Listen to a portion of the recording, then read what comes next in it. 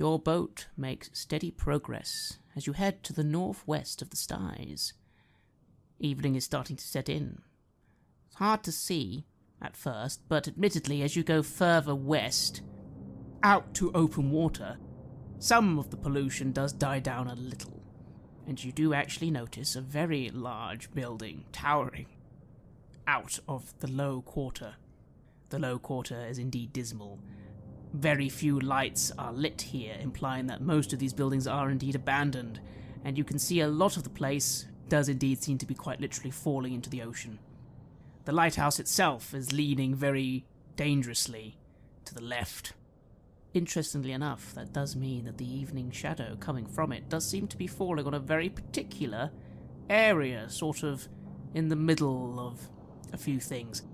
You direct the skiff to take you as close as he can, and he does.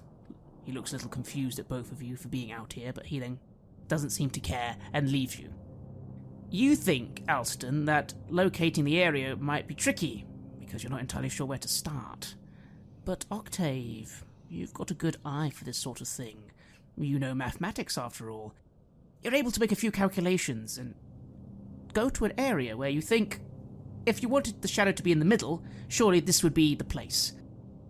You come to a rather strange location. Tangled walls of apartments partially ruined, with abandoned storefronts and other buildings rise up on either side of a thickly shuddering inlet of tainted seawater. Those down low near the waterline are empty and desolate, while the ramshackle additions built over their roofs look progressively more inhabitable as they rise up into the polluted sky. The overall effect is that of a canyon, its walls made of a cross-section of a dying slum rather than of stone. A narrow timber bridge sags across the inlet here, leading from the back of a crooked alleyway across to what appears to be a partial sunken slave galley that has been incorporated into the ruined wall of these buildings. So you have this sort of weird bridge that takes you to what looks like a ruined ship interior, and it's like the ship interior has been half shoved into what maybe once was an old dock, but now has had at least two worths of buildings built over it. This seems to be, at this time exactly, you notice, where the shadow is quite particularly looming over this area. What do you do? And this, Octave, is this what you saw in this picture? That it is. This seems to be important then. So, what say you? Why not go there and see what we can find? We are capable and, well, it's not as if anyone is going to help us. Let's see what we can find there. It certainly looks ominous. It does indeed. Very impressive deduction, if this would claim to be true, only from those scribblings on the wall, I must say. Well, perhaps it might be a trap and it will kill us quite quickly, but, I mean, there's only one way to find out, yes? We must attempt to go there. We must, indeed. Yeah, I know Winfric Sorkart himself always held his mage colleague in very high esteem, and I can now see why, I say, and I nod towards you with a flattering gaze, twisting my mustache. And I nod back. We will solve this thing, Alston. We will, I tell you. And I begin moving towards this slave galley. Yes, it's rather strange. Obviously, it's no longer a slave galley, but rather looks like it was used for building. You cross the bridge that leads over this open sea area. If you were to jump off the bridge, for example, you would be directly in the water. And it eventually leads across to then various built walkways that would lead you to this front of the slave galley, if you will, and then the big giant wall of buildings, 2 or 3 levels high, behind it. You approach. There's a lot of rubbish here. The entire front of this ship's prow is covered in wreckage, refuse, and there's tons of little entrances all over the place, ladders going to other floors, leading to, you assume, other parts of the low quarter. Something does catch your eye, though, Alston. You notice there does seem to be a larger doorway than most, kind of quite central to that ship front. And that doorway does seem rather well kept. Considering everything else around here, it seems as if that's a door that people use, if you were to hazard a guess, while all the others look a little bit like God knows where they go. What do you do as you start approaching this area? I see this, and I start moving up towards this. I say to the side to my colleague, it seems this one has seen more recent use than the other ones. It looks like it is in use, indeed.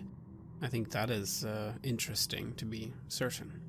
Well, maybe there is someone here who we could ask some questions. Yes, I think we must. It starts to rain ever so slightly, you notice. First quite lightly, and then quite heavily, actually. You hear the crash of thunder, and then see the flash of lightning. This must be a sudden storm. It's a little confusing, though, because as you look out to the seafront, normally these sort of things can be seen coming quite easily. You're not quite sure how this happened so suddenly. But suddenly the weather isn't very pleasant. It's not terrible just yet, but not pleasant. You begin making your way towards the door. Octave, you notice again, just as a odd instinct, that there's an awful lot of places someone could hide here. Lots of wooden crates, rubbish piles. Probably would be quite a good place for an ambush. I see if I can see anything. Do I spot anyone moving about? Anyone lying in wait or anything like that? Roll a perception check. That is 11. You don't see anything. Hard to see now with the rain. But you do think you hear something. Something coming from the door? Alston, you are approaching the doors, but you're not quite there yet. You can also roll a perception check. I roll a 6. No, you hear nothing. But the thundering storm approaching. I say, that is curious. Could it be climate change, perhaps, because of this pollution? And I shrug and I look up around. So is the actual lighthouse, is it far from where we are? It's quite far from where you are. It's more the fact that it is so tall and leaning in this direction, especially that the shadow was shining here. Of course, now that shadow is quickly vanishing because evening is becoming proper evening. Yes, but this is what my compatriot thinks is of particular interest, so let's see. However, as you didn't move directly towards the door, instead you stood for a moment to look at this, as has Octave. This means you have some time to react, as you hear from the other side of the door suddenly the sound of quite a lot of locks and bolts being undone quite quickly. Quite noisy all of a sudden. What do you two do? Well, I bring forth my wand and make ready. We're on a bridge, yes, was it?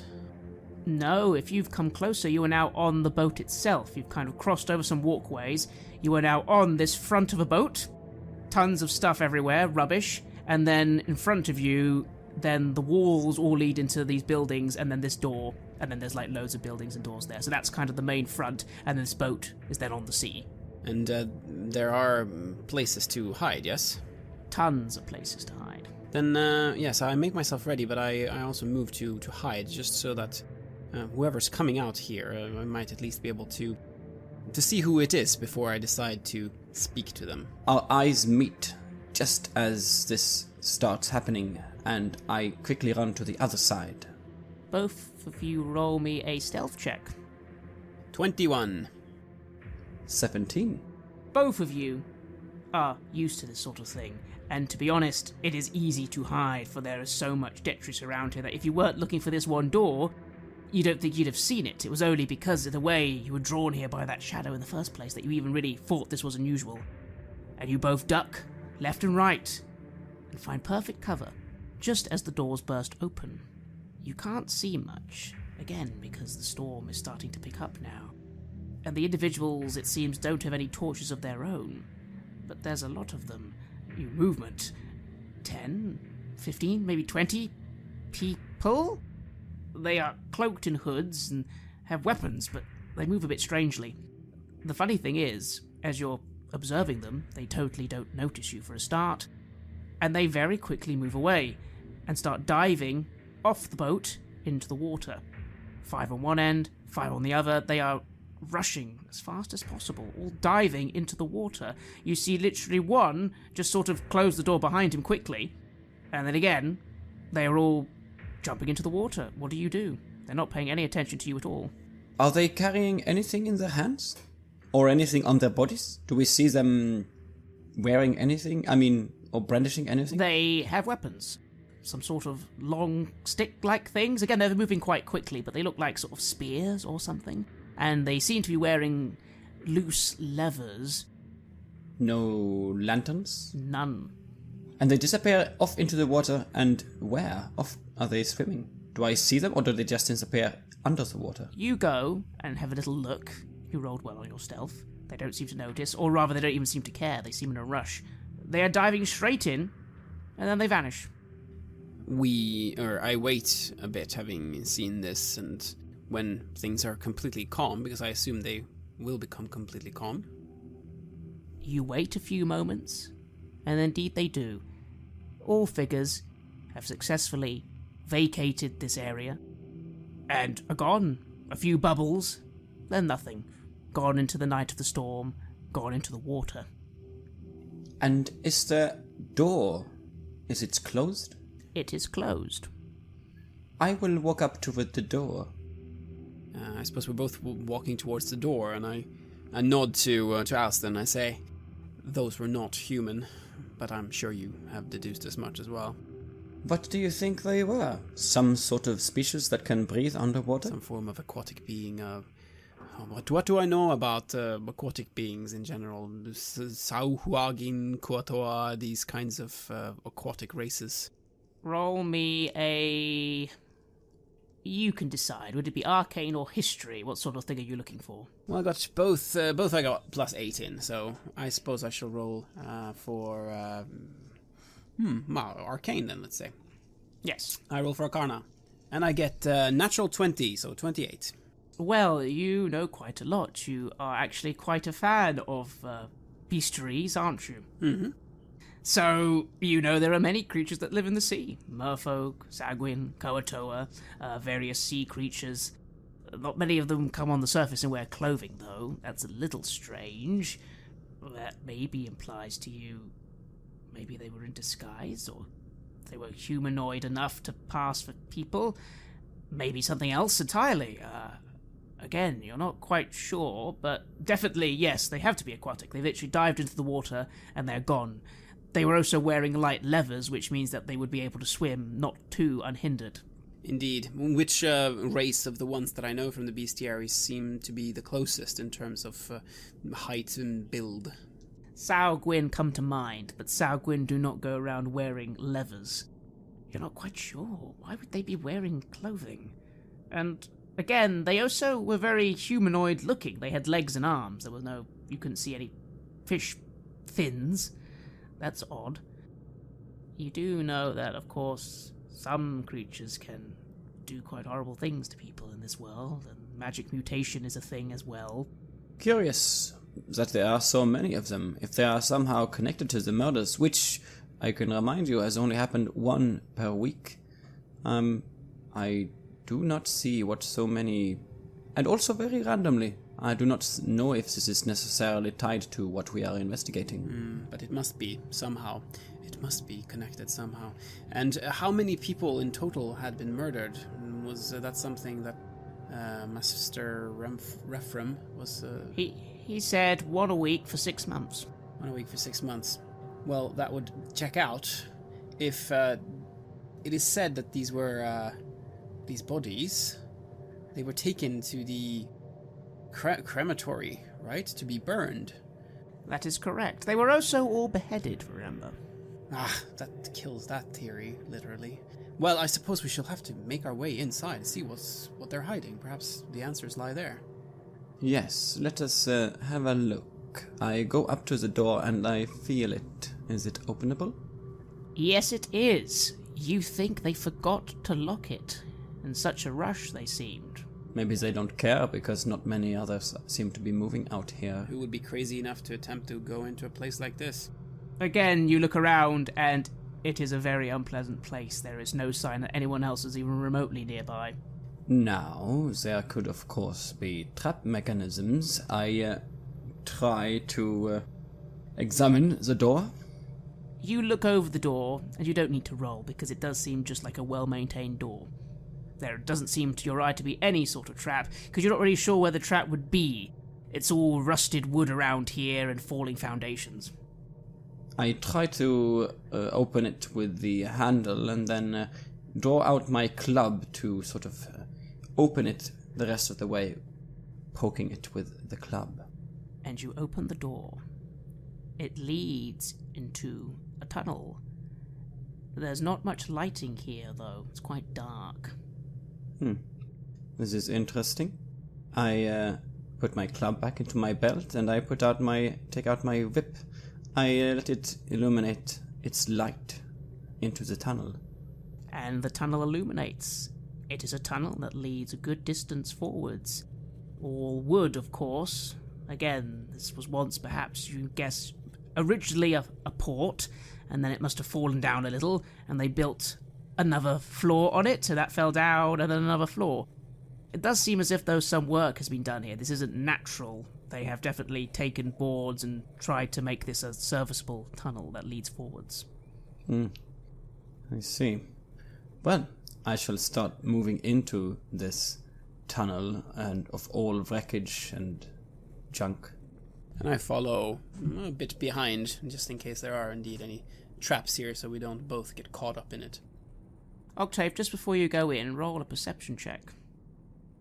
I roll another natural 20, which means that I get 23 in total. You hear a thunderous roar of thunder, but then there's no lightning, which is odd. And then you hear another slightly different sound of thunder, and then lightning. That's a bit odd. Why was there that booming thunder that didn't have any lightning? That strikes you as a little strange. Have we triggered an alarm, I wonder? It sounds from very, very far away. That's why you thought it was thunder initially. It's something quite far away, making a very sudden loud noise. Somewhere you then look far out to the sea. To the sea? Thunder. And I cannot see anything in that general direction, just that there is something large crashing against something and making a thunderous sound. Thunderous sound, yes, like a big boom. Again, though, now it's getting much harder to see. The storm is coming quite heavy, and the lightning as well. It doesn't sound like crashing of like a ship being destroyed by something or anything like that. It literally sounds like thunder. Or, admittedly, you have heard similar sounds when some of your experiments have gone wrong. Some form of magic, then. Perhaps, yes. Maybe. Again, you're not 100% sure. Again, now the lightning and thunder seems normal, and this is all, of course, while your companion is heading forwards into a dark tunnel. This was a very last-minute notice. Then I follow after him and taking a mental note of this, and I also shared that information with Alston, that I heard the sound of thunder. It was twice. There's something unnatural going on there. We had better keep our ears open, I suppose. There's something's going on here. You think it was actually an explosion? It could be. An explosion, some form of magic, something along those lines. Whatever we're dealing with here is quite powerful. I pick my whiskers with my free hand and I say, yes, I admit, my ears are not attuned to such noises. It is good that you will pay attention to this. Let me know if you hear anything else. And I continue down. As you start heading forwards, you are both hit by the stench of rotting fish. Do we see fish also on the floor? Is this where these creatures, because I cannot think of them as humans, even if they did look like it, is this where they have been eating then, perhaps? You can't see anything yet. You'll have to go further forward. There is an opening coming up, you think. The tunnel is going to arrive at some sort of larger room, but again, you'll have to wait till your lights get you there. I hold my whip behind my back. I let the light fade a little bit. And is there any light source coming from up ahead, or is it all dark? It is a little bit illuminated in front of you, actually. Very, very dimly. I take care then not to reveal my position too much with my own light.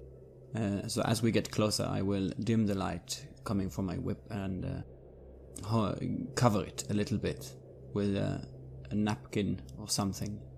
You move forwards and find yourself in a larger chamber. It's still a chamber of wood and basic construction, but it's definitely a room. The walls are covered with carvings of complex spirals and smeared with blood, as is the floor and ceiling. Crude chairs and benches have been scavenged from various locations and have been arranged in a half-circle facing west, where a soggy flight of stairs leads down into a frothing tide pool. Over the stairs, a huge shark's carcass hangs from the rafters by lengths of rope. Numerous heads have been crudely stitched to its sides, and the whole thing is very poorly preserved, and is the primary source of the stink you have been smelling. This is disgusting, I say with a bit of fascination, and I move up to see closer at these heads. You step further into the room and look at this obstruction, this monstrosity. They are human heads, in various stages of decomposition. A very appalling sight, but horror fills me with courage. I say, Octave, I think we have found our, beheaded victims, or bits of them. Lovely. Just lovely. Well, we know who did it now. I look around. Is there blood on the walls and everything? Is it from the shark, or...? You have no idea where it's from. It could be from anywhere. But it's all very distinctively in these spiral shapes. It's a very distinctive shape. It's repeated all over the place. I feel somewhere that I might have been very upset with something like this a few years ago, but now there is a courage pulsating inside of me that won't let me. Still, someone has been very methodical about this.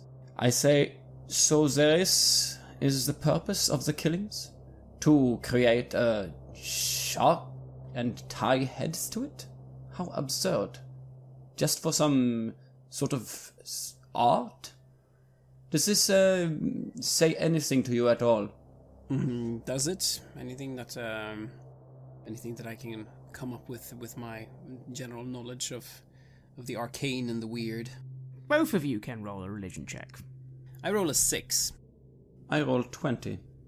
Octave, you have no idea. I mean, weird people doing weird things for gods is quite standard in these realms, especially this sort of thing. It's all horrible and awful, and when it's like this, they're probably a bunch of mad individuals. Alston, the spiral shape. The rest of it is meaningless to you as well. Putting heads on a shark, this is, at best, must be local superstition, you think. That is the sort of thing local superstitions do. They normally do strange rituals that often have nothing to do with gods themselves, or what they want. Right. But the circles, that is, yes, the symbol of Pharasdun. Pharasdun, the evil god of entropy and madness. Not a very powerful god anymore. They say, you think the Lord, he was sealed away a good while ago by some of the other gods. But of course, all gods never truly die. They just change. You don't have time to get into a religious debate here, but yes, you will have seen that symbol before, Pharasdun. I tap my finger against my breastplate, making a little clicking noise as the hand itself is covered in a plate as well, a plate glove. And I say, this here, this could be something. This here looks like the symbol of Pharasdun. It's pretty far-fetched, but no, it's definitely it. Huh. A group of worshippers, a group of amphibian worshippers, nonetheless. They have been doing this but it doesn't explain why Councilman Dory would have a particular interest in our subject. No, that's right. You also note, Alston, you're pretty sure, from what you recall, most of the main things that would worship Farazdun are normally aberrations. Things from beyond our world that don't care about our world and therefore are quite happy to see it destroyed. This god is not a god of rule. It is simply a thing that wants everything to end. I suggest we... and I hold, as I look around, is there any other exit to this room?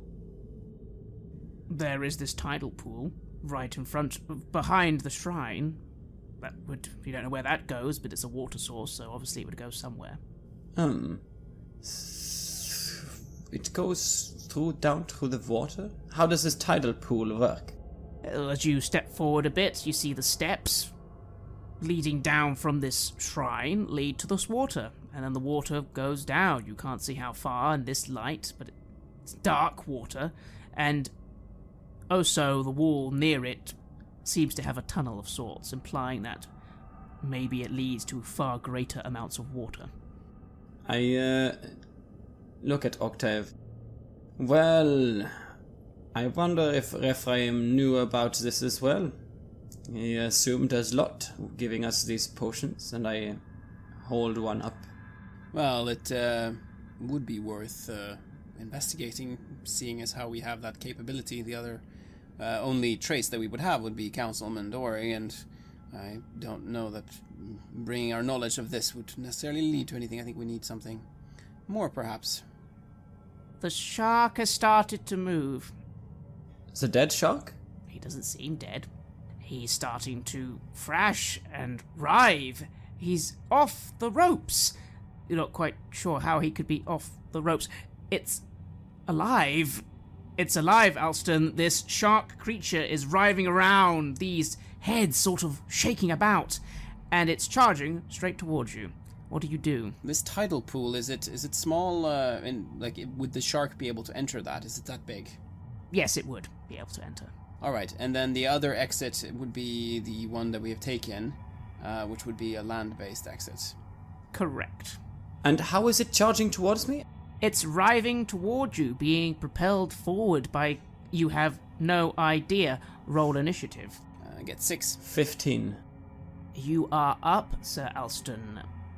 Again, you're trying to wonder how this is all possible, but at the same time, this thing is about to lunge at you and probably attack you. What do you do? I have no time to think. I quickly pull out my whip and I cast haste on myself. Very good. That is your action to cast that spell. You cast haste, and suddenly you are filled with speed. You know in a few seconds you will be moving double the speed of a normal person very easily. A very useful spell to have for a creature of retribution, and also a creature that is not as big as other creatures. Indeed. Octave, it is your turn. What do you do?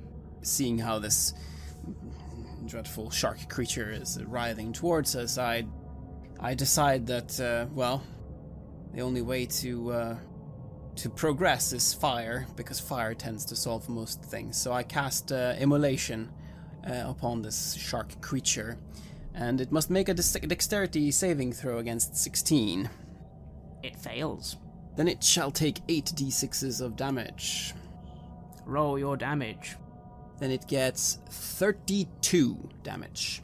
You blow a small chunk out of this shark-like creature, your fire lighting the whole area in dramatic flare, and yet it doesn't do anything. Well, no, it does. It's on fire and it's bleeding heavily, but it doesn't seem to care at all. It is moving with all due haste towards Alston, and it rears up and somehow propels itself forwards, straight to him, but it misses.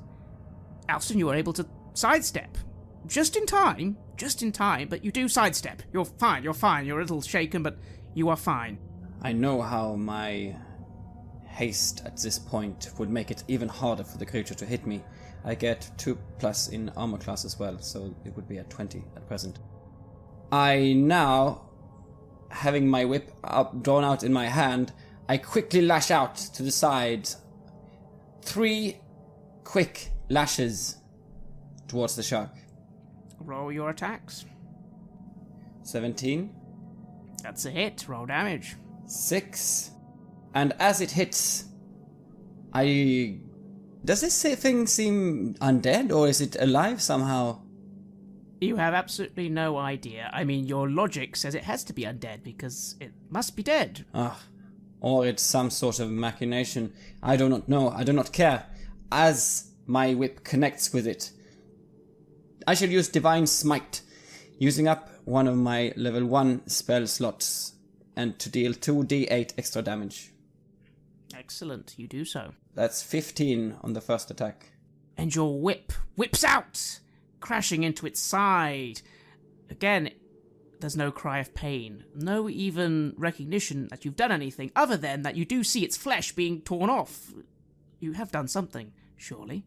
My whip keeps flying through the air, and I roll 14. That's a hit. I once again infuse it with a Divine Smite. And again, you strike down hard on this creature, sending flesh and blood flying everywhere. Again, it doesn't care at all.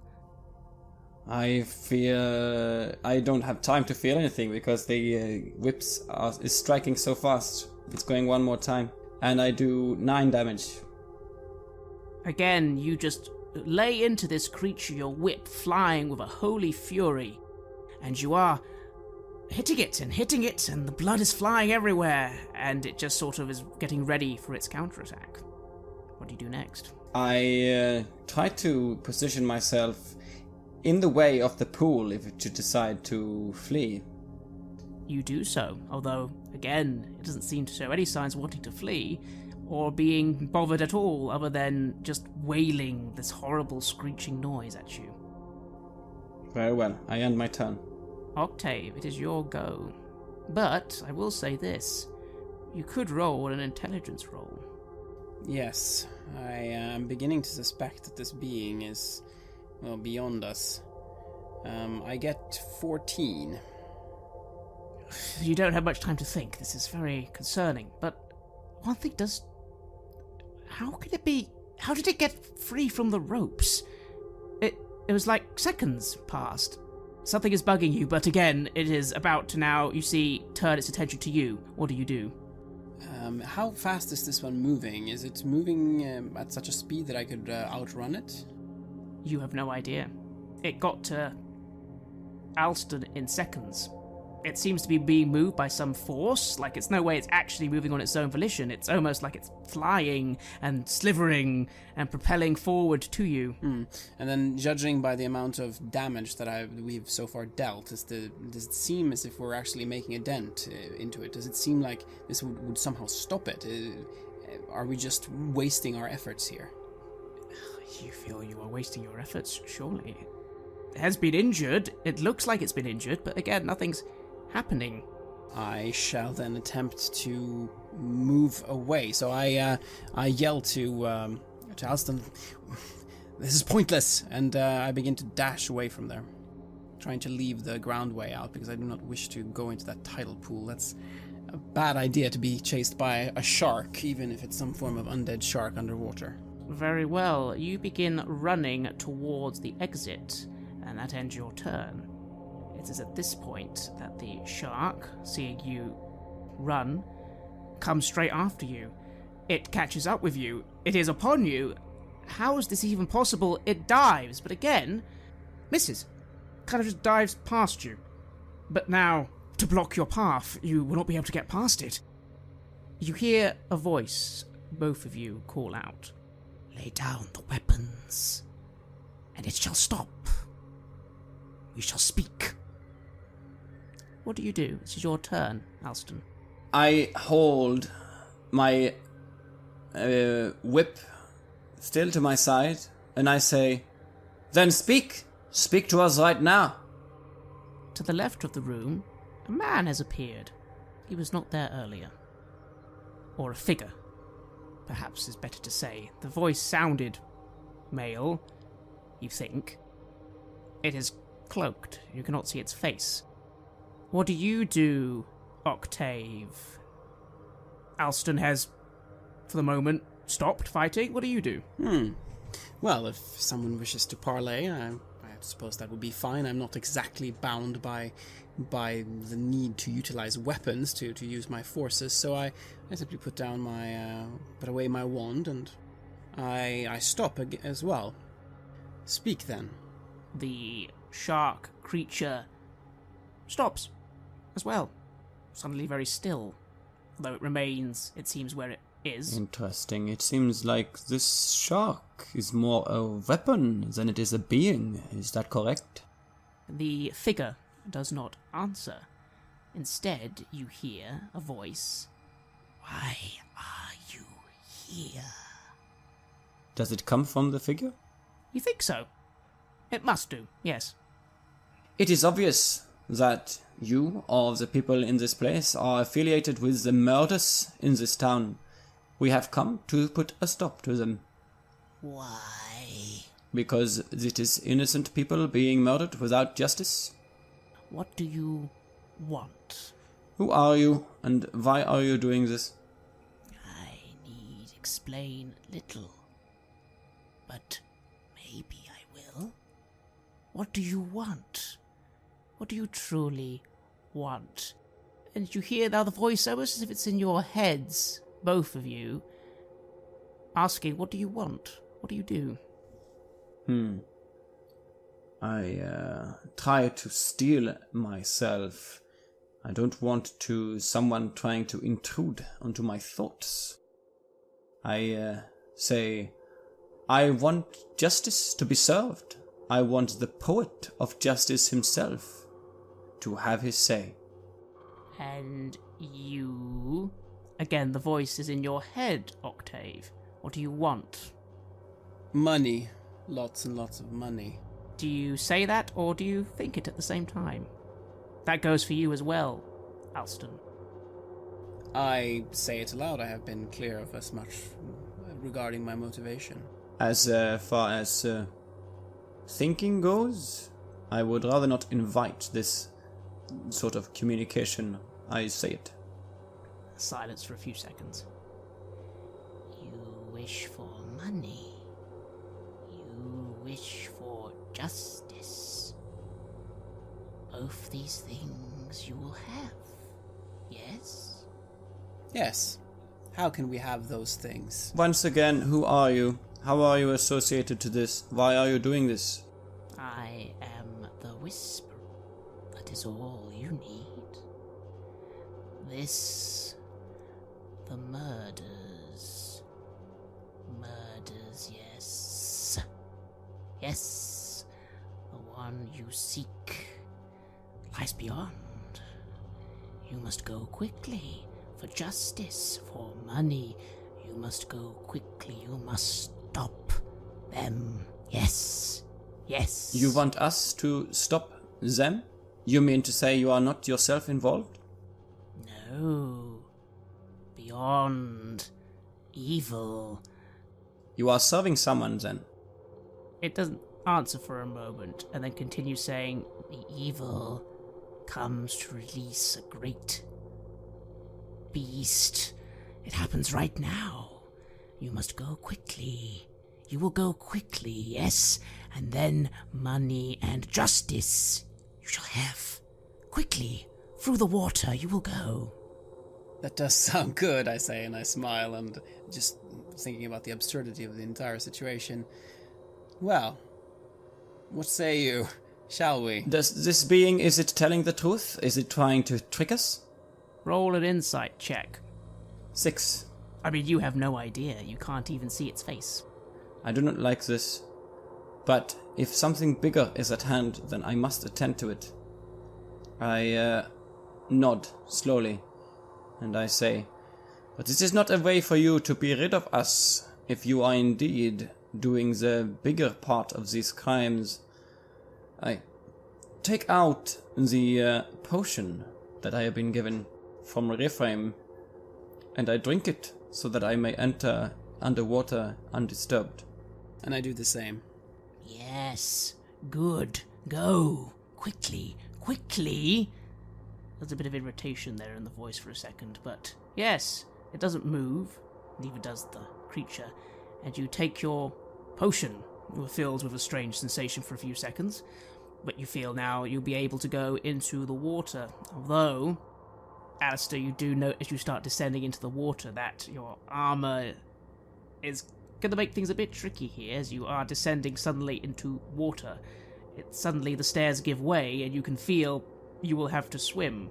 You're not entirely sure how deep this pool goes, although you can still see above you the top of the tunnel, so you know where the top is, you just don't know quite how deep this goes down.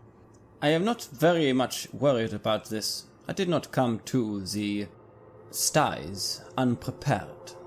I brought with me a ring of swimming, which would allow me to swim at 40 feet, even with this armor on. Indeed it would. What about you, Octave? Your companion is quickly descending into the water. What do you do? Well, I shall follow him. I am not burdened by any armor, and I simply pick up my wand and I put it away, and then I move into the water and I begin moving forward. I have a light cantrip called up so that I can see underwater and see where we're actually headed. Is it the same kind of nasty water that we saw in the rest of the city, or is it cleaner somehow? It's a little better, not much, but better. This maybe is coming from the sea itself, you feel, and at least filtering a little. As you go, you at this point notice that both the figure has gone, and just before you leave, the shark is back exactly where it was, tied to the ropes. Does it still have the damage that it was given, or have we been fighting some form of illusion? It has no damage on it at all. Illusion it is then. Well, into the water. And you descend into the water. You don't know how far down you need to go, but you can also go forwards, so which way will you go? Forwards into what seems to be a long tunnel where your light spells just about illuminate a little, or you could go down, but that doesn't seem, at least initially to you, as important. It is of course your choice. No, forward it is, and I do not believe that...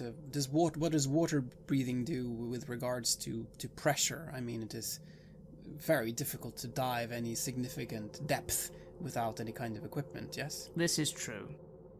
You can breathe and swim, and with his ring he cannot be hindered by his armor, but you still are now actually having to swim. The tunnel is going underwater. There's now no way of being in this situation without water breathing. And forward it is, and not worrying so much about going deep. You start swimming forward, into the gloom, into the dark. You go forward for quite some time. 10 minutes? 20 minutes? This tunnel must be 100 feet long. 200. 300. How are you feeling? You are swimming for quite some time. With the water breathing, luckily, you are fine. But it is a very long tunnel. You must be going out to sea. That's not necessarily where we wanted to go. Did the creature, it just indicated to go into the tidal pool, yes? It did not say anything about it being at the bottom or anything like that? It didn't say anything about the bottom, but it did imply you needed to go through this tunnel, and it is a tunnel you are going through. You're still in a tunnel. Then we are doing the correct thing. Yes, maybe we are. It could be that... Can we speak to each other? Yes, you can. Well, if we are going out towards the sea, maybe it is the same direction as those creatures were going, though I do not know why they didn't take this path that we are taking. Or perhaps going to somewhere else, perhaps going to find new victims, I'm not sure. Let us hurry up then. You would think, though, Alston, when you think about that logic, you would think that they were, when they jumped, if they weren't heading into the city, the other option would be heading out in this direction to sea as well. So it is not impossible that we are going the same way. Maybe they just didn't like to flock up in such a small tunnel. I think to myself, and I continue swimming as fast as I can.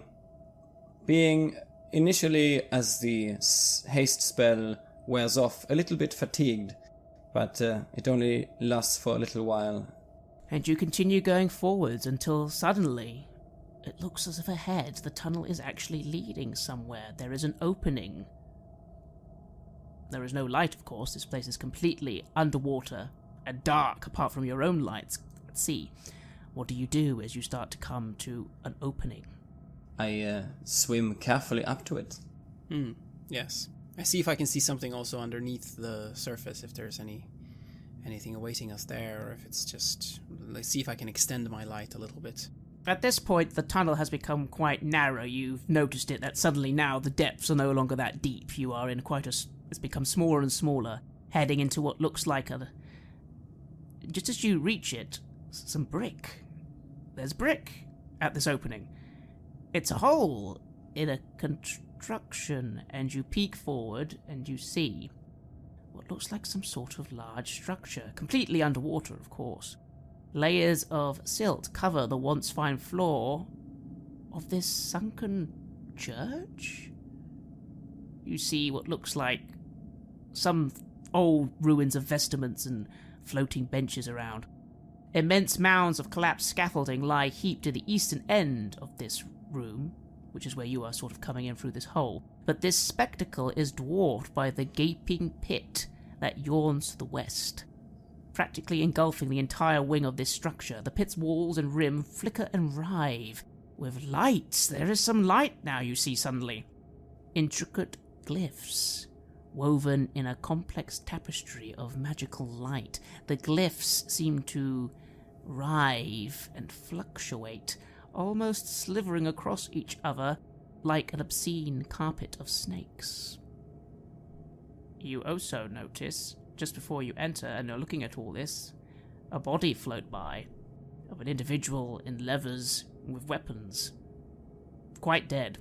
Like the ones that we saw earlier, that was diving into the water? Yes. What do you two do? Can I see any clearer of what kind of creature it is? You'd have to move a little into the actual area. Okay. Which is quite the spectacle going on here. But I will, yes, slowly start moving into the area. And before I start moving in, I shall cast greater invisibility on myself, sensing that this place might hold something quite dangerous. And I shall move to see what I can see, but without being seen myself. Octave, you vanish into the murk and water. You definitely can't be seen. Alston, seeing him do this, you then go forwards as well? Do I see anything? Do you let me see? You just disappear, right? I will make some kind of signal to you before I disappear if I am able to. That you are going in? Yes. Yes, I will start going in as well. You enter and find yourself in this large, sunken structure. You look up.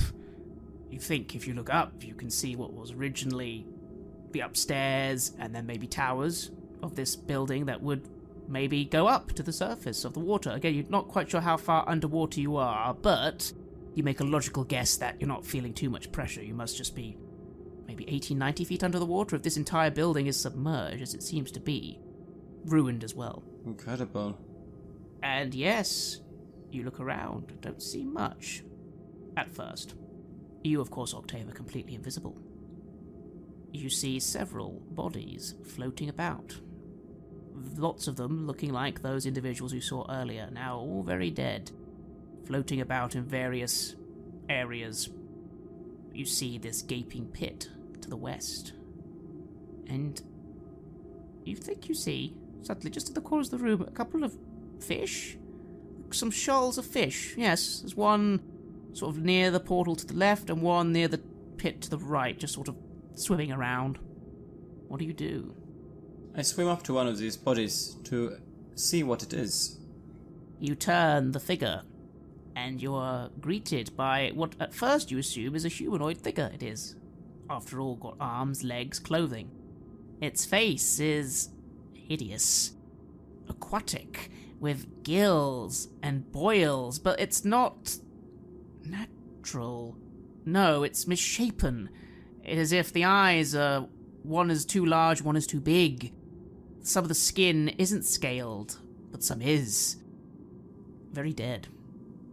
Looks like it was burned. So this is some burn scars or something, or maybe, you see another body floating by with some of its limbs crushed. Interesting. Burns and crushing marks, quite different things. Under the water, too. How does the water feel in here? Is it cold? Is it warm? It's very warm. It's very warm. And those runes are moving, writhing. That's the light source you now see, coming from these glowing runes covering the sides around this pit. Does it indicate some sort of summoning, or what is it? You can roll an Arcana check. I do. I roll 16. You know a little of magic. This you've never seen before. You know that. It could be anything. It doesn't seem like any sigils you've ever seen. But does it look like an enormous creature then, if you take all this wriggling into account? No, it looks more like the spell is... It must be active then. It's doing something. That must be why it's moving. It's all around this pit. So it's moving, but we don't see any...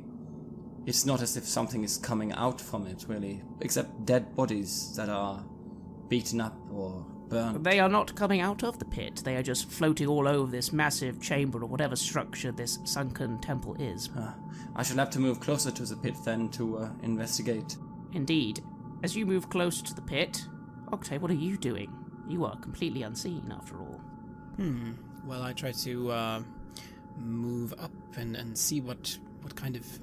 If there is anything of interest, of note, anything that I can... Yes. Basically, that's it. Again, you can make an Arcana check. I get a 12. You come to the same conclusion that Alston has as well. If only, though, your wizard training, you definitely know... You've never seen this sort of magic before. At least you've never performed it, and know no human, elf or dwarf or gnome. It's not like none of their magics. So it is the magics of these aquatic creatures then, perhaps, or of something else. I'm not quite certain. I move closer to Alston and just try to explore and see whatever I can learn here. Alston, in your head, you immediately hear a hissing, whispering sound. Why are you here? What are you? Why are you here? And do I feel... Is it the same that happened before? Same kind of sensation? It's the same sensation, but this is not the same sort of voice. It is more urgent, more angry at you. I say, we have come... Or say, I don't know.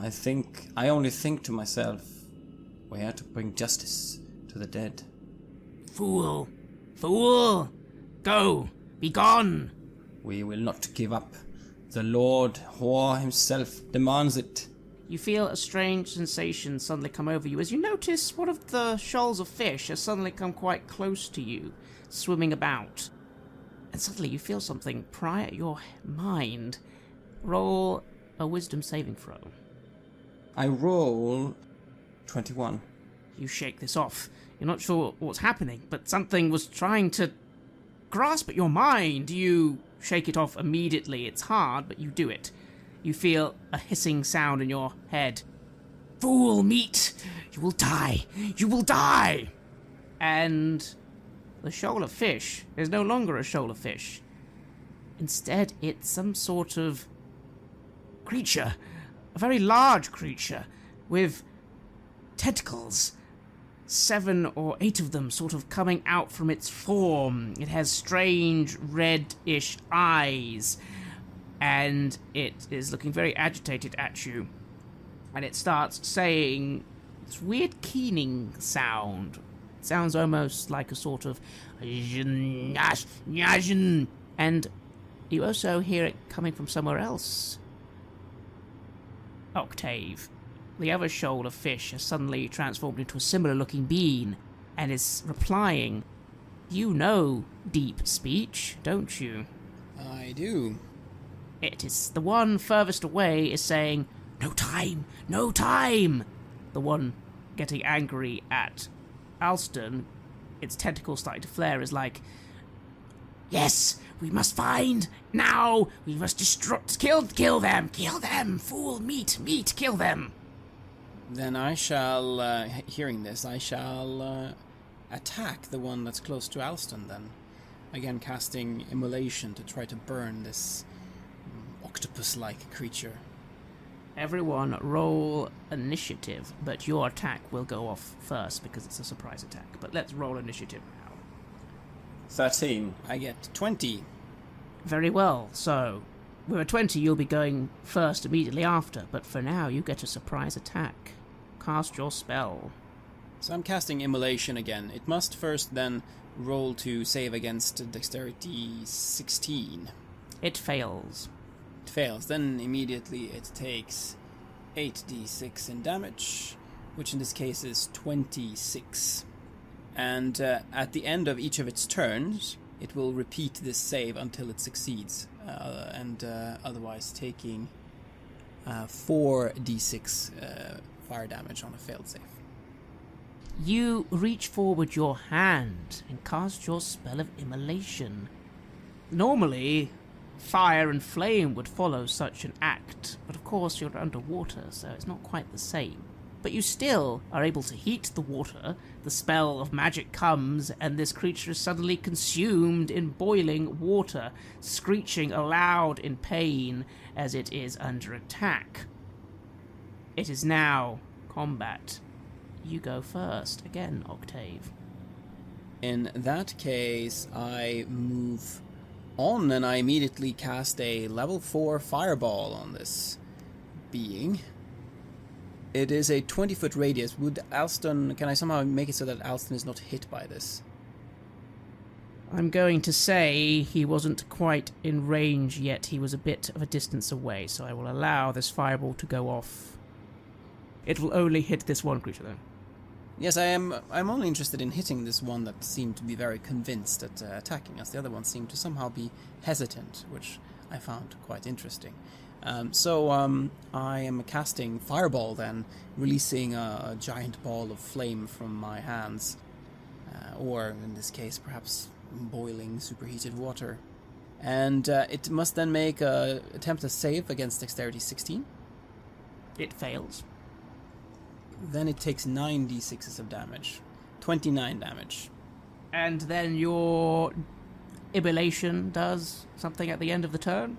At the end of each of its turns, so that's the target's turn. Very well.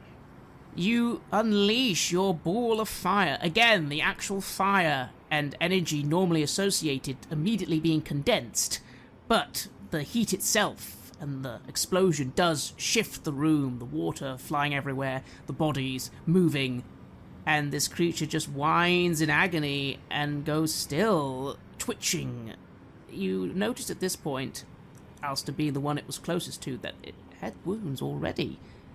There was a blood gashes on its side, definitely not caused by this fire. It had already been injured, and it has gone still. It is your turn. What do you do, Alston?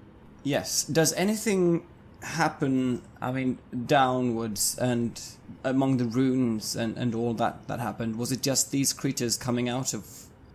Roll a perception check. 12. Somewhere is a very loud noise. From beneath, maybe? Something going... through the depths. It sounds like the sound of another creature or something, almost. Yes. But again, what do you do? I see this creature sort of crumpling up in front of me, and I'm going to... I think... I didn't understand what they were communicating to each other. You did not. You just heard all this weird keening sounds. But it seems like these creatures, the ones that dove into the water, and if it's true, the person talking to us, that something great was about to be summoned, and I still feel like there's some kind of ritual going on down here. I wonder if it's something I can stop, if these runes are something that I could smash or attack. I mean, you could try, but you'd have to start swimming down towards this big pit. It's probably going to take all your movement to get there, and then, of course, you would be near the pit. Right now, you're still floating kind of a little bit away from it.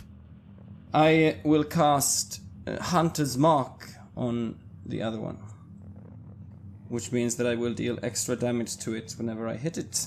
And if it dies, and there's another enemy nearby, I can transfer the mark to that one. That is your action, and then what is your movement? I'm going to...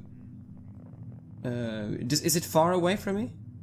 To get towards it, you would now need to swim your full movement of... Actually, 40... You have 40 feet. Yes, you can easily get to it in a movement, but that would be to get into melee range. And then, of course, you will be above this pit. That's kind of where it was floating and is now currently positioned. I want to at least get in the way of Octave so the other beast doesn't attack him straight away. Very well. You start swinging forward quite rapidly. Thanks to your ring, though, this is possible. And you enter melee range of this creature, yes? Or do you stop a little just before that? I mostly make my way up to be sort of in between the two of them in a line. And as I finish my spell, I see a certain glow around the fish. Something on its forehead that I can feel draws my attention now. Focus. The other creature. What could they be? Roll in an Arcana check. Natural 20, 28. These are aboleths. Aboleths, they must be. Yes, they are. Creatures from the ancient nadirs of the world. Perhaps sometimes the planes of water. Said to be older than the gods themselves. Creatures of great knowledge, great power, and not exactly very pleasant. Wait, they also can enslave minds. The fish, the things, the minions, are those some sort of minions of theirs? But then you're a little confused as to what's actually going on here. What are they doing here? Why are they so angry at you? Of course, now this thing screeches a deep speech at you. Foolish creatures of flesh! You get in the way! You serve him, do you? You fools! You will die! But first we must... And it sort of starts agitatedly, its direction of its eyes look down to that pit. It kind of starts to try and back away a little from Alston. Alston, make a wisdom saving throw, please. 14. Again, you feel this thing curb at your mind, but you just resist. But that was harder this time. This is a very unpleasant experience. It's almost as if you feel something tentacle-like clamping around your brain, even though obviously nothing is actually happening. Very unpleasant. It is your turn, Octave. What do? You also now hear, getting much louder, this sudden, massive, roaring sound. And the roaring sound is coming from the pit, is that correct? Yes, it is. And the pit, can I see it from here? Am I able to sort of see what is inside of there, or would I have to move to be able to see that? You would have to move. Alston has now swum to be above it, and he could look down, although he can't see much in the darkness. You are away from the pit. You would have to use your movement to swim close to Alston. Could I guide a fireball right down that pit? You could. Then something tells me that would be a much better use of the powerful spells that I have, and I ship off another fireball, this time aimed at the contents of that pit, hoping to perhaps free these other enslaved beings, because that seems to be what's going on. And yes, I cast that on 4th level. So it would need to make a dexterity saving throw of 16. Nope. Then it takes 37 damage. You swim forwards rapidly, aiming a fireball straight down. And again, you feel the energy dissipate.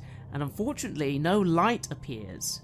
But something below you bellows in absolute fury and surges up, suddenly coming from this 30-foot long pit.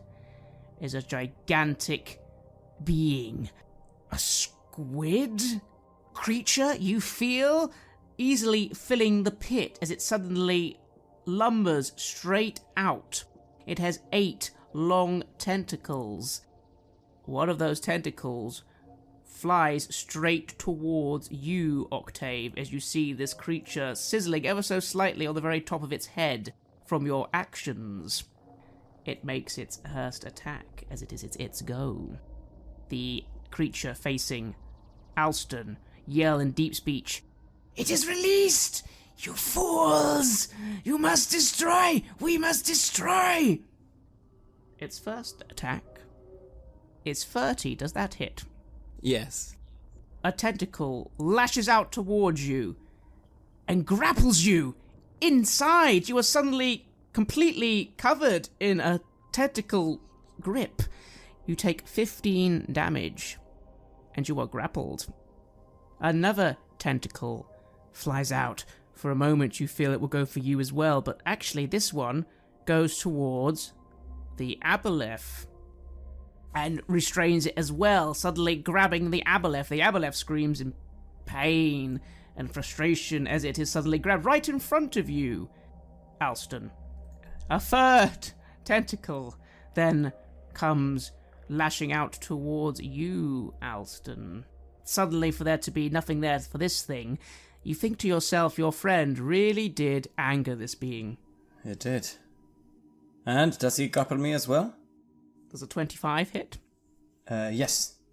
Indeed, he does. You are suddenly shoved against the wall with this thing kind of just shoving into you, crushing against you. You take 15 damage. Yes. And you are suddenly all in the grasps of this gigantic creature. Granted, maybe it's not completely gigantic. It doesn't completely fill the chamber. There is still room to move, but it is definitely easily within range of everything in this 30-foot pit. It is your turn, Alston. You are currently grappled. If you wish to get out of this grapple, you are going to have to try and escape, rolling a strength check. And I roll a natural 20. You burst forth with your own strength, just sort of getting your arms and pushing out from this creature's grasp, freeing yourself. You are panicked, though. This is dangerous, Alston. This is a gigantic creature, and you are in its ideal domain. You do, of course, notice it has attacked the other thing you were about to attack. Does that mean something? It probably means that one is possibly on our side. I don't know if this greater being, did it lose control over it, perhaps? It must have, when it was attacked. I cannot make any quick deductions except from that. I am worried for my friend, though, and I decide to cast Compelled Duel against this great being. It must make a wisdom saving throw, and if it fails, it will have disadvantage on any attacks that is not against me. A wisdom saving throw. What does it need to beat? I mean, it got a 25. Yeah, no, it manages to beat it. You cast your spell, willing this creature to challenge you and only you. You are met with a hostile and immense intelligence. Something primordial, almost. It doesn't speak, of course, but you feel in your mind just a defiance. How dare you attempt to control a mind like this, even in a small way? And I will swim towards my compatriots to try and get him free on the next turn, if he doesn't manage himself. Yes, you will. You start swimming quickly towards him currently still thrashing about in this tentacle's grasp. Does this thing feel evil to me? Immensely. Your paladin instincts kick in. This is a being of great evil. In fact, now that it's fully up, you get a better look at its main body. It has 2 gigantic, flaming eyes, burning with some strange, ethereal fire. And on its head, the spiral pattern you saw before. It's almost as if it's grown into its head. This is some sort of spawn of for Razdun? Yes, and that is as much as I have time to do. Meanwhile, the other aboleth wriggles and strives its best to get free from this tentacle's grip, but it isn't really able to. It just sort of struggles, and you can hear Octave deep speech. Abomination! Abomination must be destroyed! Damn you, Sokogofa! Damn you to eternal imprisonment! And it does, sort of, in its anger, start flailing around a lot, trying its best to sort of get some damage onto this being, you feel. And it does start trying to, like, get itself loose from this tentacle, but it's very difficult and it's not doing very well. It is your turn, Octave. You are currently in the grip of this gigantic beast, being squeezed to death, but again, you can see you definitely made it angry, and you do see the other being kind of flailing about as best it can to try and crush the life out of this thing, although it's also being badly damaged. You see, as it's trying to squeeze back, the spawn itself is also squeezing quite tightly. Yes. Well, I have no choice but to try to attempt to escape this. I'm not able to really cast any kind of spells without being able to move my hands, without doing any kind of somatic component. Yes, you will have to try and escape the grapple. Yes, and that is, in that case, what, an acrobatics or... Yes, I'll allow either dexterity acrobatics or strength athletics to get out. Alright, well then acrobatics I shall go with. And I roll 18 plus 2, 20. You also manage to free yourself. It takes all your effort, but you manage to, less using your strength, but more your sort of lifeness, squeeze out quickly. You are out of its control. What do you do? Then I shall cast Blink, first of all, which allows me to enter the ethereal plane. So basically it allows me to blink in and out of existence. So if I get grappled, I should be able to automatically get out of the grapple and appear in a space 10 feet from where I was before. So I'm casting that, and immediately I will then be forced to end my turn. I roll a d20, and in this particular turn I roll 11, which means that I will vanish from my current plane of existence. I will appear in the ethereal plane, and I get to decide where I appear again when my next turn begins. You blink out of existence, suddenly finding yourself in the ethereal plane. Everything is suddenly different here. More wispy, traces of other beings. Of course, not interested in this encounter today, but maybe curious, as you suddenly appear here. You are seeing all this as well as what's actually happening in shades of grey. You see, in fact, the creature below even brighter now. Inside this creature is burning a great power, a great potential. Potential? Maybe it's not quite there yet? Suddenly it seems as if maybe, as mighty as it is, maybe this could have been even mightier. Maybe there's a slim chance, although this thing is powerful. As you, of course, blink out of existence, a tentacle that was about to fly straight into you goes straight where you were, and in annoyance continues straight towards you, Alster. But it actually misses. Because it was off kilter just a little, it actually slides straight past you, this tentacle just bashing you aside, but you are spared. The creature roars in anger at this. First of all, it continues to crush the other creature, though. And in fact, while a tentacle briefly goes past you, you kind of see the thing thrashing around as it is the other aboleth. An eye just sort of turns to it, and it just smashes it into the wall once, twice, 3 times. The other creature flops lifelessly from the tentacle. It is dead. Suddenly, this thing is alone with you, as you cannot see where your friend has gone. It is your turn. What do you do? I will once again cast haste. I must move quickly and try to remain out of this creature's grasp. If I can hastily swim away, maybe if my companion reappears, we can somehow outmaneuver it. You cast haste, making yourself suddenly extremely fast once again. What do you do with your movement? I swim away from it. I swim 80 feet then, upwards, just darting off. You do so, travelling 80 feet. This takes you up.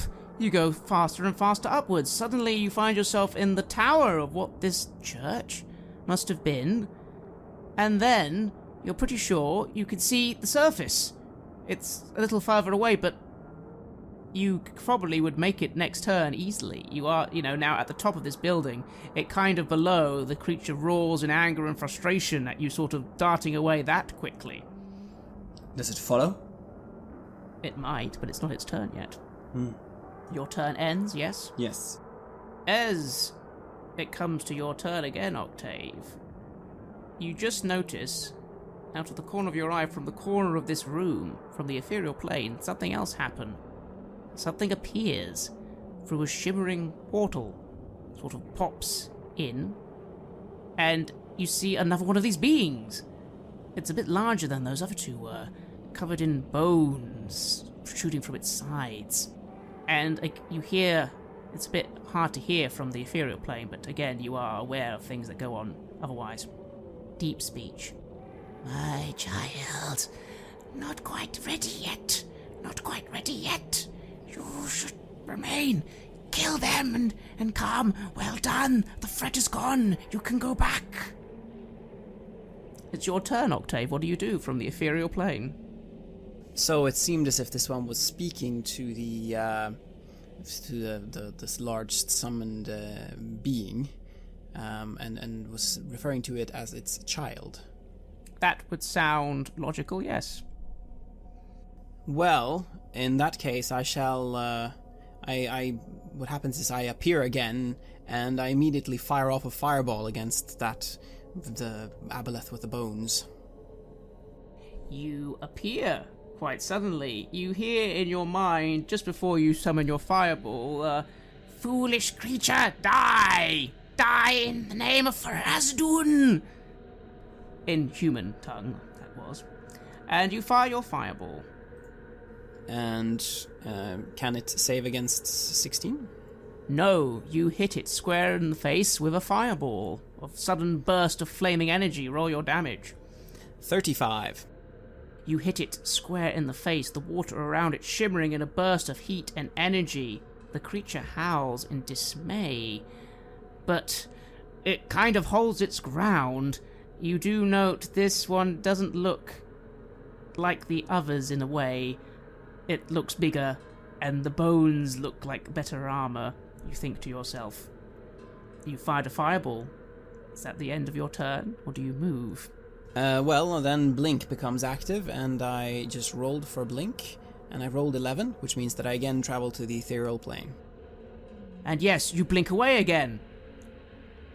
The creature growls in anger and frustration and begins to launch itself from the pit. It doesn't regard the other one of these aboleths that has suddenly appeared. Maybe it's ignoring it, maybe it doesn't care. It is, of course, coming for you, Alston. It surges upwards at full speed. Now, it doesn't quite reach you, because you travel 80 feet. It travels 60. But, of course, its tentacles will start reaching up for you, condensing as it makes them go a little smaller to catch you in this top of this church building. Does 18 hit? No, it does not. The first tentacle, again, just sort of thrusts past you, kind of crashing into the walls of this building, which starts to shake quite heavily. The thing is not going to be able to withhold much of this. This thing could easily bash down the walls of this structure in moments. And the second attack, also, sort of, again, trying to reach you, just sort of swings by with a bit of a miss.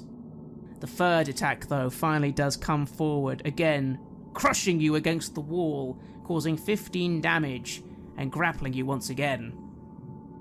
It is your turn. What do you do?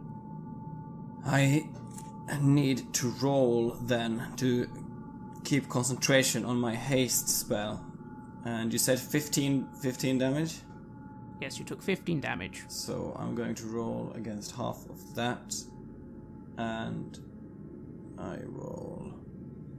My haste spell then breaks. So I feel that the pain overtakes me and the magic dissipates. I try to struggle free once again from his hold. I roll 14. It's not enough. You remain grappled.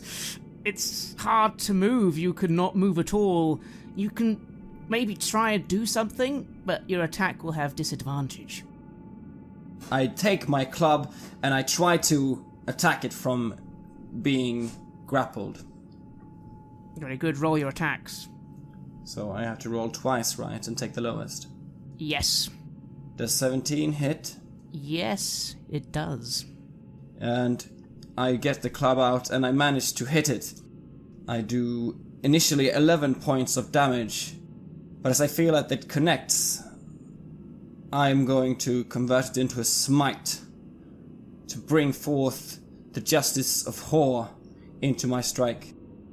And I roll an additional 13 damage. You feel initially that your club would not do much to such a being, but you fill it with holy light, which does mean that even though the initial damage was halved, free, the rest goes through, making it 23 damage. And I try to attack again. I roll 11. No, you actually are able to get your club out, filling it with holy radiance from your god of vengeance. Surely there is no greater foe than this to be avenged on. Smash the tentacle away, causing blood to spill in front of you for a moment as you actually are free again. You then, in a panic, try and get a second swing off, but again, the current is waving against you. You've damaged one of its tentacles. It recoils this tentacle in clear injury, and again, it is looking a little worse for wear, but so are you, I believe. Yes, I am. But I'm not getting away from this thing, nor would I want to try and escape it. We are hurting it. If as long as we're the two of us here, maybe we can do it. Unfortunately, you can't quite see that another being has entered this arena. You are, after all, far too concerned with your immediate safety. It can see you, though. It looks up to where the spawn is flailing all its attention, trying to get at you, and kind of starts moving around. You hear it say, again, in deep speech, looking around, "Where is it? Where is the other one? Trickery!" Though I do not understand this speech myself. You do not, but you do see the missiles heading towards you. The magic missiles. 1, 2, 3, 4, 5, 6 weird orbs suddenly appear in the water itself and start rushing towards you. They move at speed. Water doesn't matter to magic missiles in this case, and they all collide straight into you, dealing you 18 damage of force. Being bombarded, I thrash about, trying to dodge out of the way, but failing. Indeed, unfortunately, magic missiles such as these are always very good at landing where they hit, even if by themselves they're not that powerful. At this as well, the creature below sees an opportunity and again just fires a single tentacle towards you. 17 doesn't hit. It is now your turn, Octave. And I reappear again, and I cast a fireball against the spawn. My last one. Hopefully this will do it. And can it save? Do a dex save against 16? No. Then it takes 32 damage. Again, you fire a gigantic bolt of flaming energy at this creature, straight towards its eye. One of those burning red eyes. And you snuff it out. It kind of closes, flesh melting the creature makes this gigantic roaring sound of anger and dismay. And then what happens at the end of your turn? Then I roll an 18, and I blink again to the ethereal plane. Indeed you do. It is at this point that the creature below gives a gigantic roar and suddenly lunges straight towards you, Alstor, but not to attack. It's just coming at you straight through the top of this building, which collapses immediately as the full bulk of the creature suddenly just sort of breaks before it as it howls, heading for the surface. And then straight out to sea, you are blown aside as this mass just forces itself past you, and all the water and energy just sort of shoving you aside. It's your turn, though. What do you do as this thing is just rushing past you? It's trying to flee. Yes. Well, I cannot allow it. I will try to reach it, can I? You can.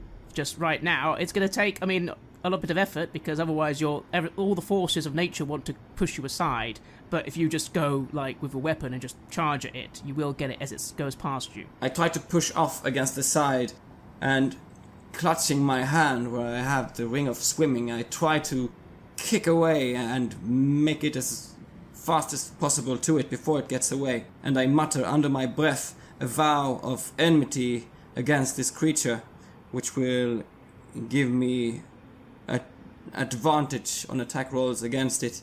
It's a bonus action, channeling my divinity and the god of war.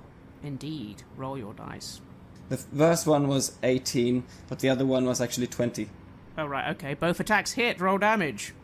And I will add a smite to this as well, on level 2 this time. So 18. And the second attack does then 3 plus, that's 8. As this creature goes past you, you just take out your club and you just manage to use your ring of swimming to kind of fight the current. Again, there's chaos happening all around you. The top of this building is coming away, immediately being cascaded into the greater sea. And of course you can see the water above you churning because there is still a storm going on in all of this. But you manage to stride forwards, bringing your holy radiance into your club of all things, and you see its other eye come past, and you just sort of strike at it. And again, you see blood and ichor just spill into the water all around you as this thing howls in misery and anger.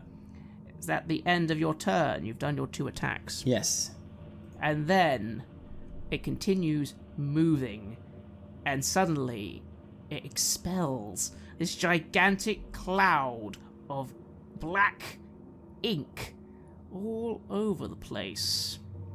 And suddenly you can't see anything. Suddenly everywhere is just black, and you're sort of flinging around in stone, and the creature then begins moving swiftly from that, because this all happened while it was doing its big movement. And yes, everything is confusion and madness for you. Octave, as far as you can see, the giant creature has surged upwards straight into the top of this structure, completely demolished it. You saw your friend still alive. There was some flashing of activity, and then suddenly now the whole top is covered in this black inky substance everywhere. You can't see anything at all up there now. What do you do? Well, I must come to the aid of my friend. Is the other aboleth the one that had the bones? Do I see that one still?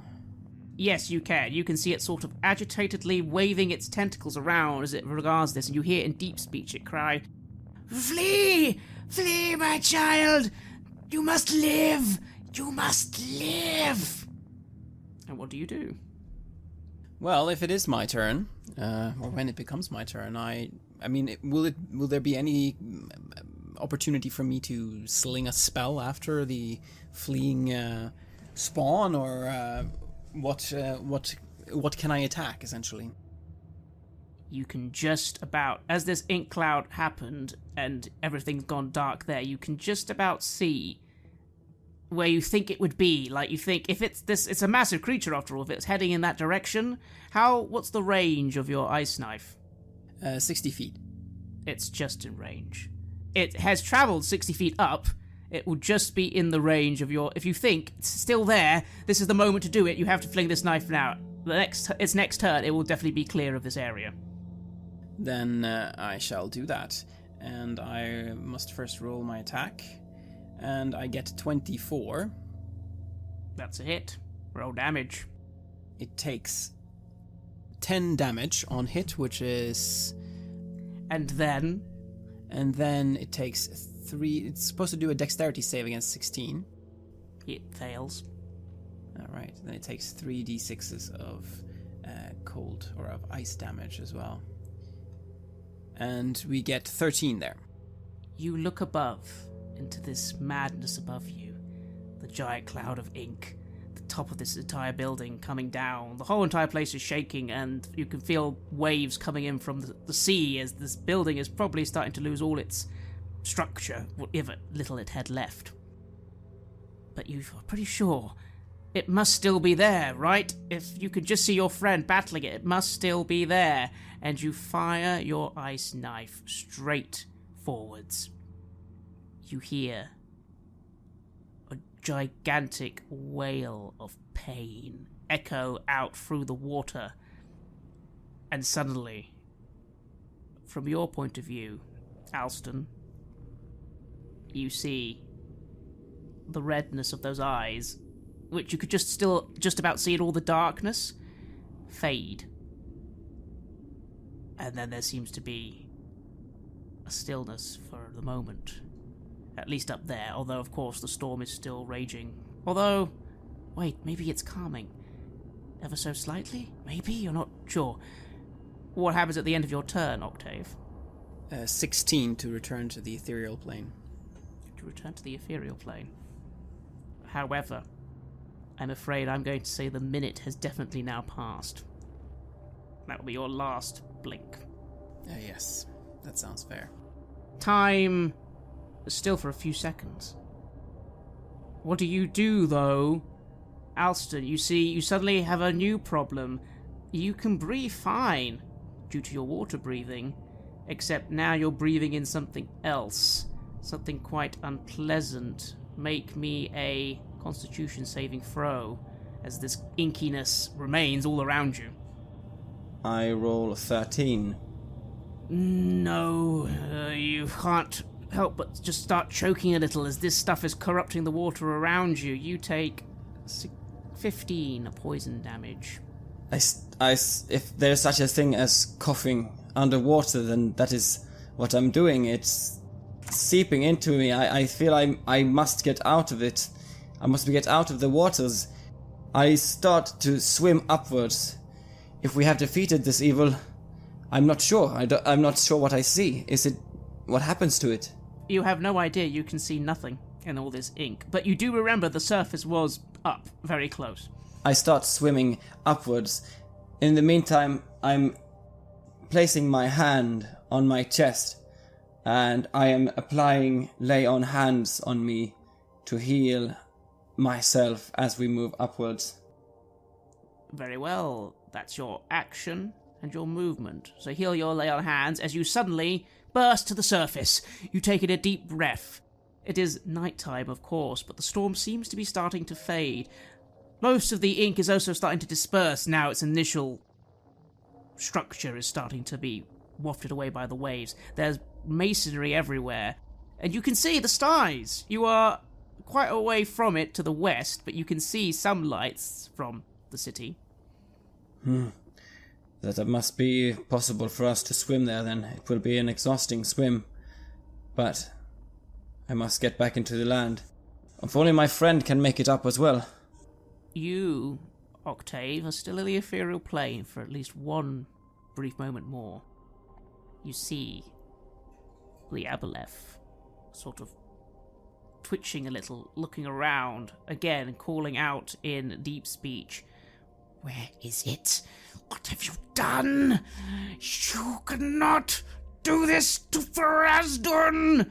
He is our lord! And it's your turn, Octave, as you pop back into existence for the final time. I am back then underwater, and try to make my way back to Alston, then I swim upward as quickly as I can. You appear and immediately again start swimming. You can see that ink clearing. You have no idea what's happened above, but you can see the creature doesn't move anymore, though. It's like its body is just sort of, yes, you've killed it. You must have. Its massive form is just sort of, you can sort of see like stray tentacles floating about as they sort of start to descend. Also, now you can see the entire top of this building, whatever it was once, has been completely demolished and there's masonry everywhere, but you do begin making your way up. And as you do this, you just feel one little tug on your mind. Make a wisdom saving throw, please. 22. But it is not enough. You will not let anything take you this day. And you just continue swimming. And is that what you do? You just swim as fast as you can to the surface? Yes, I do not believe that I can see anything else. And I need to reach my friend. We seem to have taken this thing out, and as interesting as this other smaller being is, I'm not particularly keen on getting into some kind of fight with it. My spells are depleted, and I would be alone. Indeed you would, and you continue to swim upwards and reach the surface. Gulp for air. You can see your friend a little while away. You are both at the surface, waves crashing around you in the middle of the ocean at night, but the storm is starting to ease off. What do you two do? Aston, you made it? You're up. Well done. I think we might have killed it. Octave.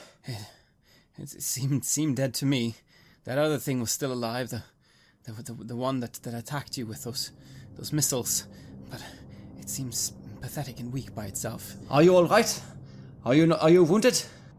I'm fine, thanks to the ethereal plane. I'm fine. What about you? Great work. Yes, I am fine. We defeated the greater evil. But you know as well as I that this other person, the one who created the sharks with all those heads, surely was the one who originally killed those people. Maybe to defeat this thing himself somehow.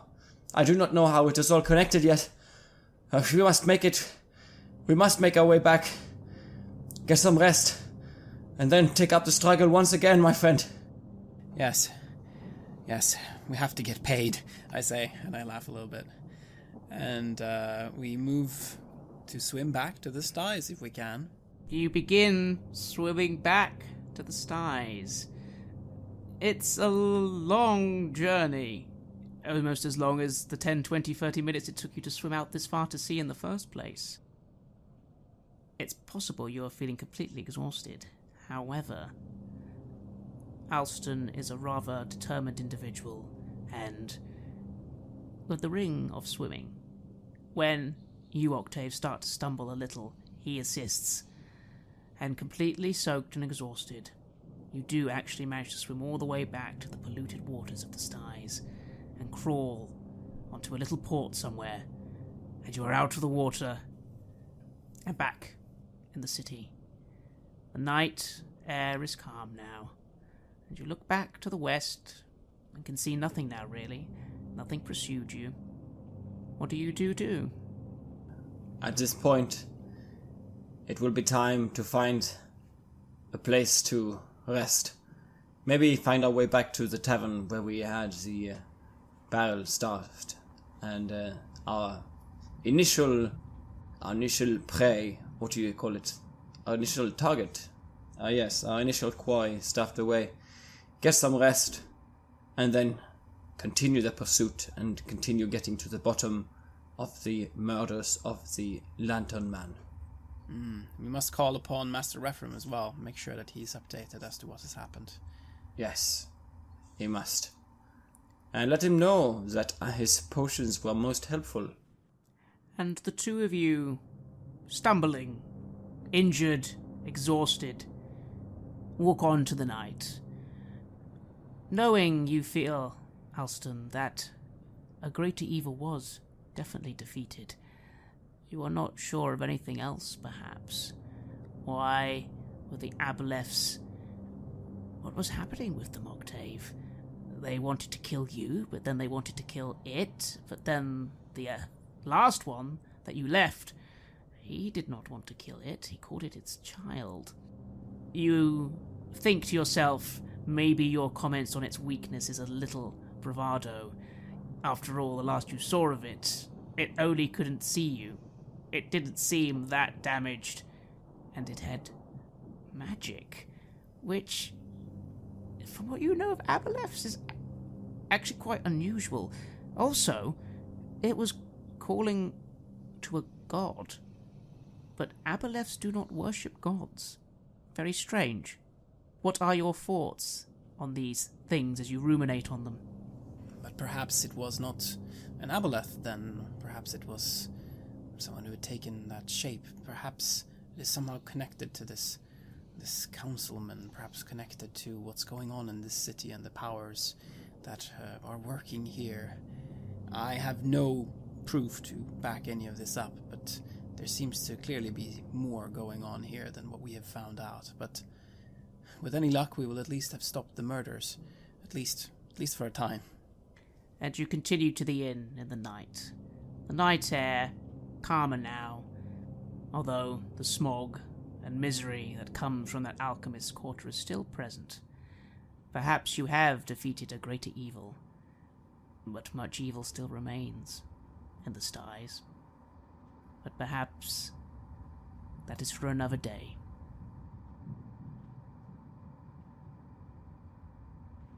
You have listened to a special episode of Red Moon Roleplaying, where we played the adventure The Styes for Dungeons & Dragons. We played a 5th edition conversion of the original 3rd edition adventure that was published in Dungeon Magazine. The adventure is republished and included in the module Ghosts of Saltmarsh. The music was from the Cryochamber collaboration Cthulhu, and was used with permission from Cryochamber. Check out their website at cryochamber.bandcamp.com and their YouTube channel for more delicious dark ambient. If you want to support Red Moon Roleplaying, do check out our Patreon. The show would not be possible without all the generous support we are getting there. You give us so much energy, help us cover our costs, and open up time to record and edit. From the bottom of our hearts, thank you.